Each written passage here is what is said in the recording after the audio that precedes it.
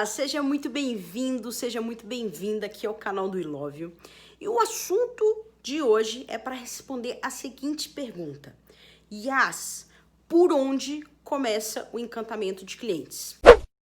E essa é uma pergunta muito interessante porque quando a gente fala de encantamento de clientes, quando a gente fala de ter o cliente como um parceiro da empresa, o cliente amando a sua empresa, o cliente encantado é aquele cliente que vai te trazer mais vendas, vai te indicar, vai falar para outras pessoas. Ninguém tem dúvida disso. Claro, assim, há exceções, obviamente. Tem aquelas empresas que acham que isso é uma coisa possível de ser descartada e que não precisa disso para continuar crescendo, continuar vendendo. Sempre tem, né? Tudo bem. Mas a grande maioria das empresas que querem vender, que querem crescer, entendem a real importância de praticar o encantamento de clientes. Só que é tudo muito lindo, né? Muito fácil falar, precisamos de encantar os clientes, mas e aí, vamos para a prática? Onde que começa? Como que eu começo esse encantamento de clientes? E esse vídeo é justamente para a gente falar sobre esse assunto hoje. Tudo que a gente cria na nossa vida, a gente cria duas vezes, tá? Não sei se você já parou para pensar nisso, mas tudo ao nosso redor a gente cria duas vezes. E o encantamento não é diferente, tá? Como que são essas duas vezes? A primeira vez que a gente cria no plano da cabeça, né? No plano ideal. A gente começa a desenhar o que nós queremos, a desenhar o nosso futuro, os nossos resultados, onde que nós gostaríamos de chegar. Então, primeiro a gente desenha assim, um cenário perfeito.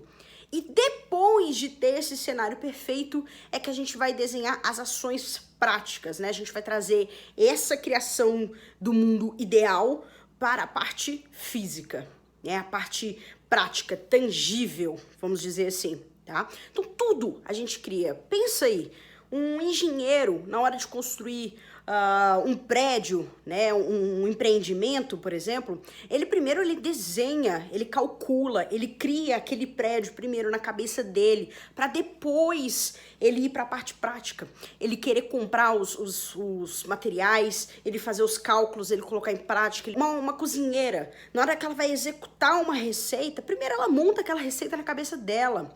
Ela pensa primeiro como ficaria a junção dos ingredientes, o prato, a montagem, os sabores dentro da boca e depois ela vai para a prática. Um escritor, primeiro ele tem a ideia dentro da cabeça dele. Ele sonha com aquilo, ou ele pensa naquela ideia, ou ele quer representar aquilo que ele acredita e depois que ele vai para o papel de fato escrever. Tudo que a gente faz na nossa vida, a gente cria primeiro no campo da ideia, na nossa mente, e depois a gente cria pro papel. E isso dentro do encantamento tem que estar muito claro. Sabe por quê? Porque o encantamento, primeiro, a gente cria também na cabeça. Primeiro, nós pensamos onde nós gostaríamos de chegar, como seriam esses processos, quais os resultados que eu quero alcançar, quantas vendas eu quero obter, o que eu quero que o meu cliente sinta ao ter contato com a minha marca, ao comprar o meu produto ou utilizar dos meus serviços, quando ele vê a minha empresa pela primeira vez, o que eu quero que ele sinta, qual o caminho que eu quero que ele percorra. Então, primeiro eu monto isso na cabeça e depois a gente vai para a parte prática. Aí entra ferramenta, e aí entra estratégias, entra recursos, pessoas, ideias, brainstorming, ações, resultados, métricas. Aí sim a gente vai para a parte prática. E por isso que eu resolvi fazer responder essa pergunta num vídeo, né? Ou se você está assistindo pelo podcast, ouvindo pelo podcast, né? Trazer isso como um material único para falar disso, porque isso tem extrema importância para os seus resultados. Sabe por quê? Hoje na internet nós somos bombardeados de informação, de ferramentas, de cursos, de pessoas falando suas opiniões, de resultados diferentes. E quando a gente não tem isso tudo muito claro na nossa cabeça, a parte prática, ela pode ficar muito difusa ali, porque tem muita informação chegando, muita coisa acontecendo, que às vezes você quer aplicar tudo aquilo ali para chegar no resultado que você sonhou, que você imaginou, que você criou aqui dentro. Só que aí que é o grande problema, porque nesse percurso a gente erra. Esse percurso que a gente monta para a gente alcançar esse resultado que nós criamos, ele, na hora da prática, ele vai ter N coisas que a gente não estava esperando, que a gente não imaginava, que a gente não tinha criado na cabeça. Na hora de escrever um livro, o escritor, na hora que ele vai escrever, ele vem com uma ideia, sei lá, uma roupa do personagem diferente, uma situação diferente que vai apresentar uma realidade para o leitor. Na hora que o engenheiro ele tá construindo, ele vê que às vezes o cálculo que tinha pensado ali no terreno não vai funcionar, ele vai ter que alterar a técnica dele, alterar o cálculo. Uma cozinheira, no meio do caminho, ela percebe, poxa, tá faltando acidez aqui, ou preciso colocar uma textura, ou preciso adoçar. No meio do percurso, a gente vai encontrar problemas e em qualquer caso, gente, não é só no encantamento de clientes. Tenho certeza que deve estar passando aí na sua cabeça algum momento que na sua vida você planejou de um jeito e chegou na hora de botar em prática, você viu que as coisas foram totalmente diferentes. Mas o que difere então ter esse passo definido na minha cabeça e depois no papel do que simplesmente ir pro papel? Você fica mais à prova de fracassos. E eu não tô falando prova de fracassos no sentido assim, você não vai fracassar. Pelo contrário, você vai fracassar pra caramba. Só que a sucessão dos fracassos, né, um atrás do outro, vai te levar ao sucesso. Porque se você tem tão certo onde você quer chegar aqui dentro, o resultado que você quer fazer aqui dentro, se alguma coisa no seu percurso sair fora do que você estava esperando, se alguma informação vier fora do que você estava esperando, você vai procurar todas as ferramentas para você se ajeitar e voltar nesse rumo, nessa direção que você estava procurando. Isso é tão importante no encantamento, principalmente daquele que é o tomador de decisão, aquele que puxa a empresa. Eu não gosto de colocar muito nesse formato, né, empreendedor, empresário, porque tem empresas que o dono da empresa não é ele que gerencia, não é ele que puxa a locomotiva, né? Não é ele que puxa a empresa. Às vezes é uma outra pessoa, um contratado. Então vamos colocar assim esse tomador de decisão, essa pessoa que está à frente das principais decisões da empresa. E essa pessoa tem que ter dentro da mentalidade dela a parte do encantamento de clientes. Porque senão vai chegar lá no meio do caminho problemas de RH, problemas de marketing, problemas de financeiros, todos eles vão vir, mas se é o objetivo encantar o cliente, aquilo tem que estar dentro do empreendedor, para que ele leve isso para a cultura dentro da empresa, para que ele leve isso para as ações, para que na hora que der um problema, ele não queira, por exemplo, primeira coisa, cancela isso é a maior bobagem, esse encantamento de clientes, cancela, precisamos de dinheiro para fazer um produto que venda mais.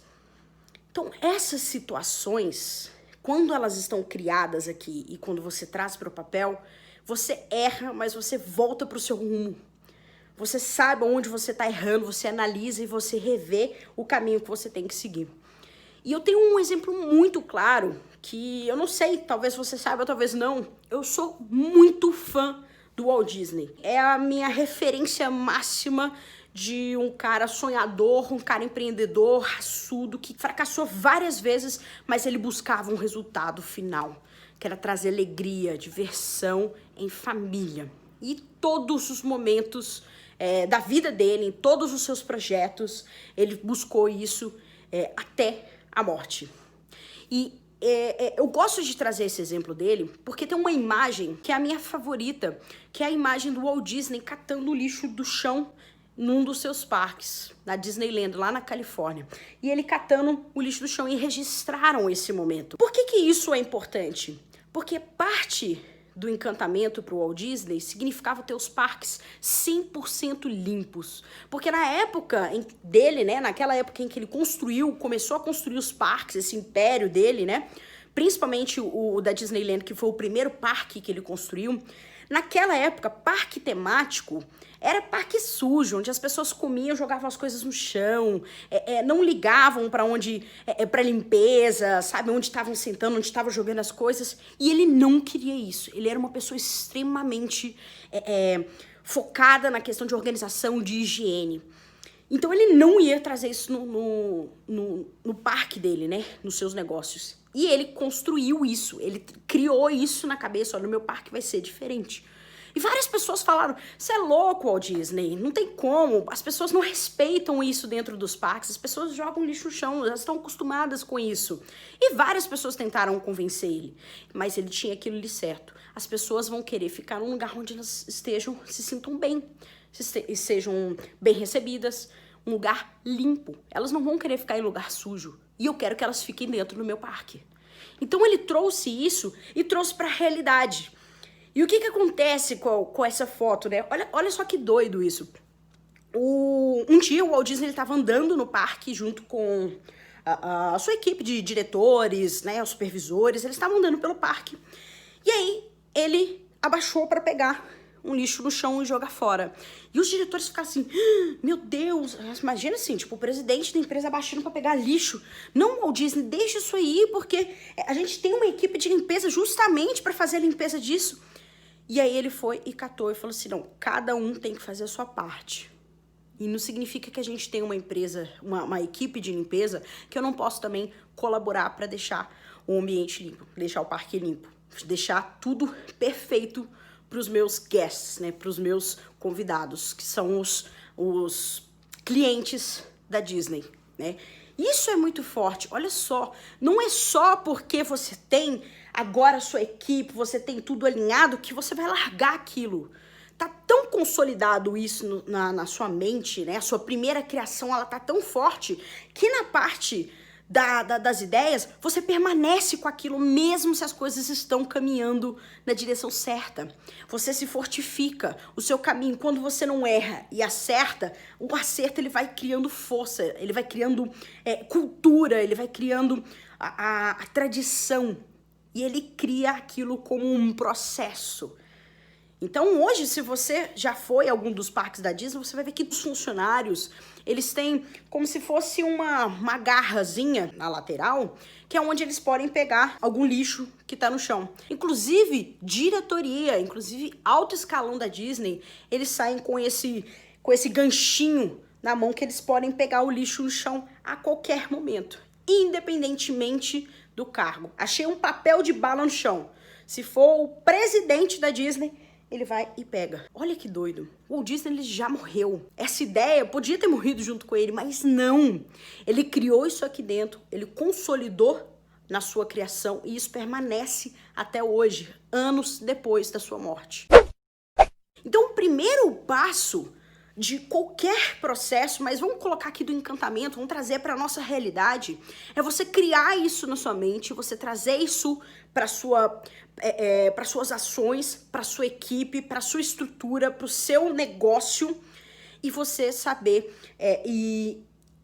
direcionar essas ações, mesmo que dê errado e voltam para o seu caminho, né? Deu algum problema, você consegue ajeitar e acertar esse caminho, porque aquilo já está aqui dentro. E não adianta você criar uma só na sua mente ou criar só no físico. Você tem que ter as duas criações, porque você criar na sua mente e não passar por físico, não adianta nada. Você criou que isso vira um sonho, né? Isso vira um desejo, uma ilusão.